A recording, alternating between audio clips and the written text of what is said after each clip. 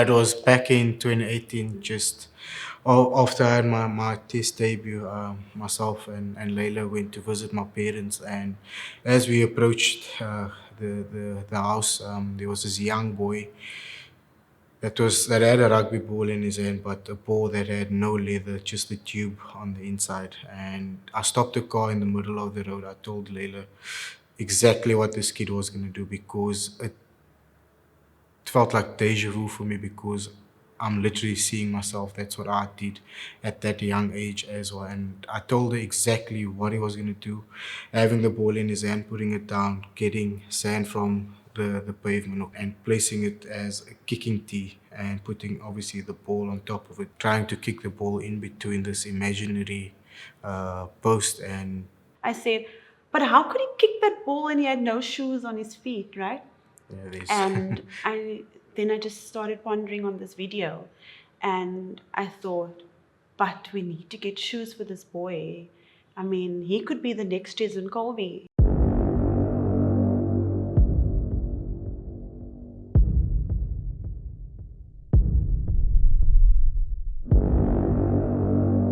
Cheslin Kolbe, who happens to be my favourite rugby player in the world at the moment. That try he scored, the tackles he made, the chasing, the follow-ups, he even out-jumped Sergio Parisse on an up and under and won a high ball. He's absolutely magical.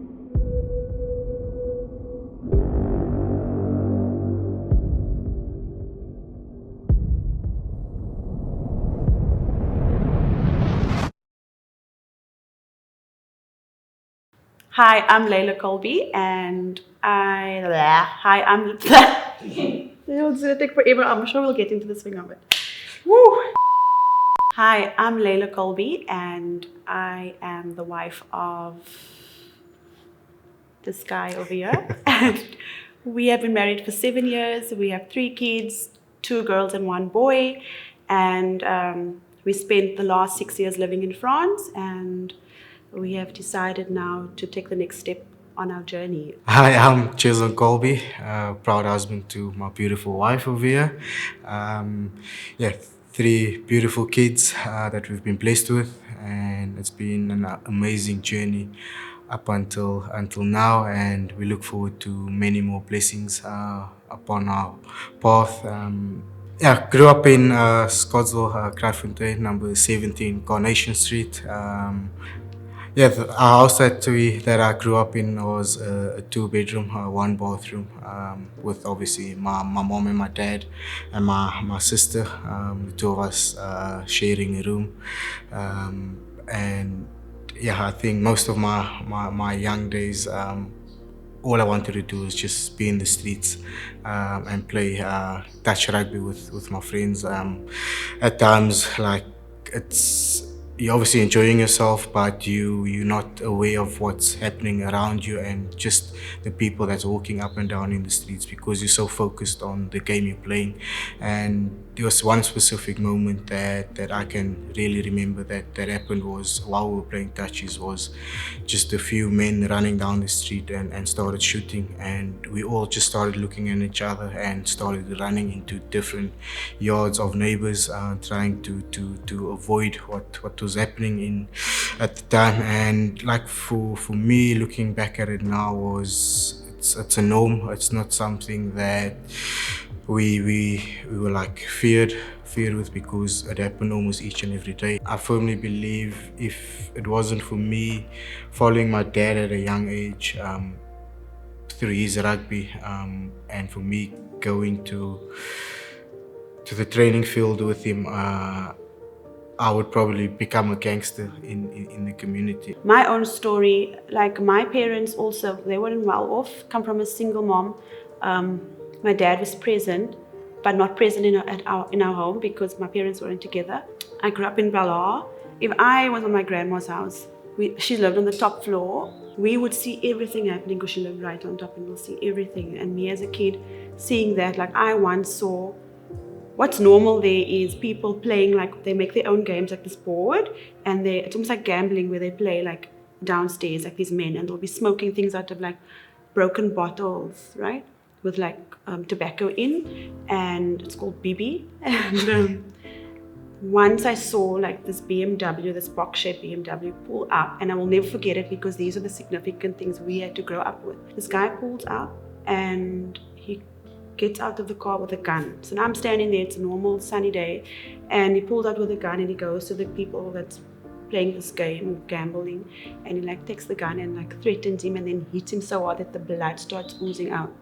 And I just stood there and nothing was like, it was just like, did you see what happened? It was like that. Like, you will see things happening. There's times where you have to lay flat because you don't know if they're going to shoot through the window. There's so many things we have to experience. Sometimes, like, we'll play outside because you think, okay, it's safe to play outside now.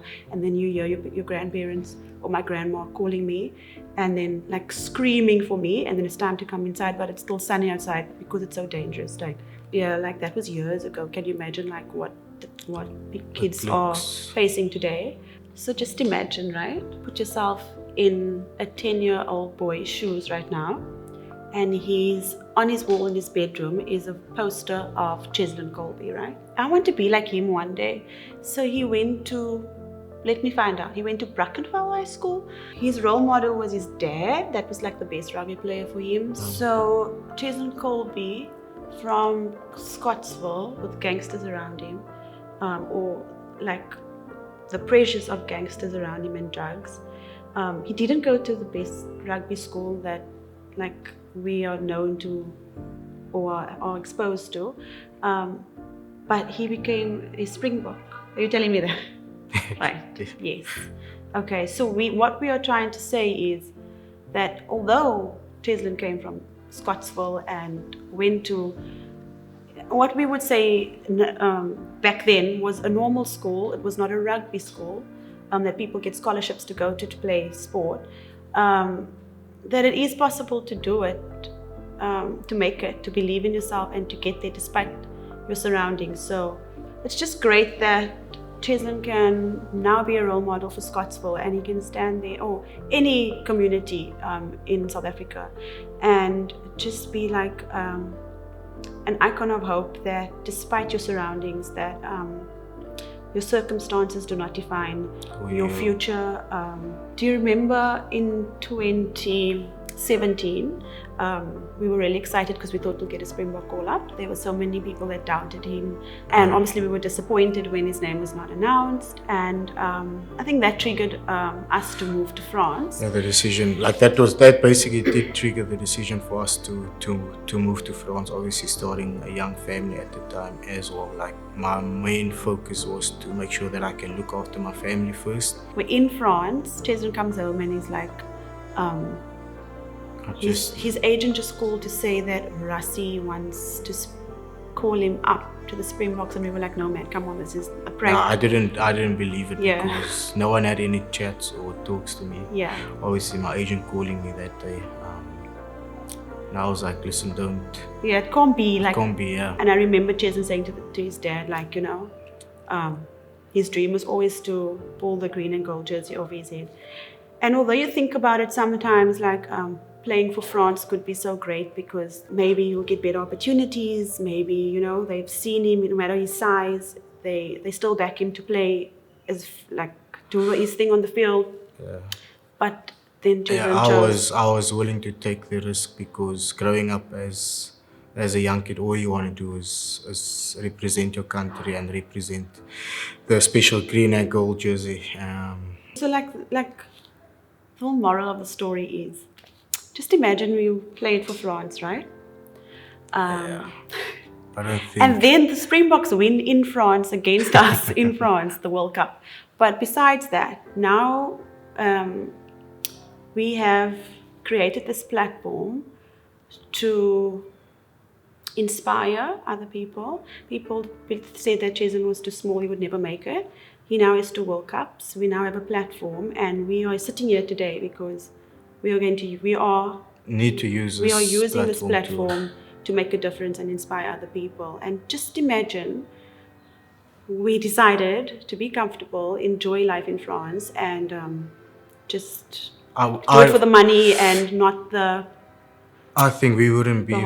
We wouldn't be fulfilled. I wouldn't be fulfilled because all I wanted to do by getting those opportunities was to go back to my country of birth and give back and make a difference. And as Layla mentioned, is to inspire and give hope. And for me, that was the most important thing about the decision we've made is Yeah. to come home and use this platform that we have to Make a difference. make a difference. Making a difference, or if For us, we need to first lead by example. Yeah. The way we live our lives.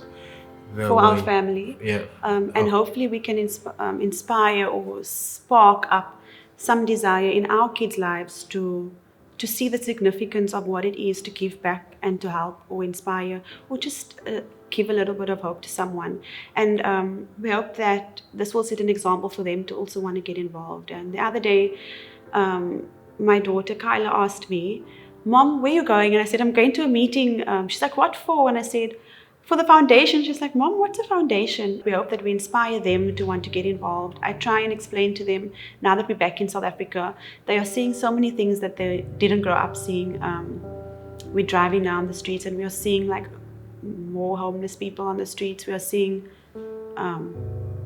shacks, and my kids, Yeah, they're not being used to based in seeing France that. and Japan. So I try and explain to them, like, what's going on around us. And you can see, Kyla once told me, "Mom, can we go and buy like 100 tents and give it to all these people?"